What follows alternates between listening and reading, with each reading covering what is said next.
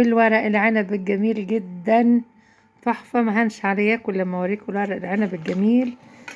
حوسة ريحته جايبة مالت البيت، جايبة لاخر الدنيا. ورق العنب وحلاوته والفلفل. يلا، وعندكم على الفيديو على القناة طريقة عمل ورق العنب اللي انا بعمله، جميل جدا جدا جدا، طعمه تحفة. شايفين صباع صباع اهو، اهو بنار ولسه جايبينه، شايفين اهو، تحفة بجد وطعمه تحفة. والفلفل. يلا وتعالوا كلوا معانا. عاملين فراخ محمرة. يلا، وفي كرنب كمان بس هعملها بكرة ان شاء الله.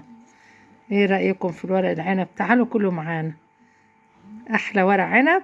عندكم الخلطة والطريقة بتاعتي على القناة وعلى اليوتيوب وعلى الفيسبوك.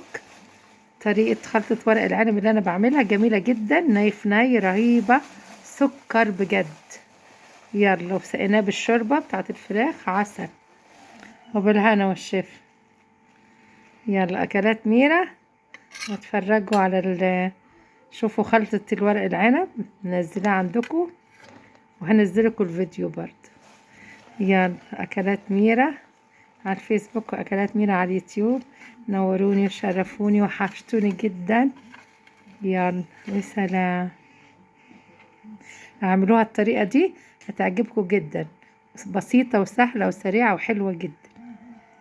طريقة الرز نايف نايم سكر، بتبقى مسكرة جامد. يلا بالهنا والشفا، باي باي.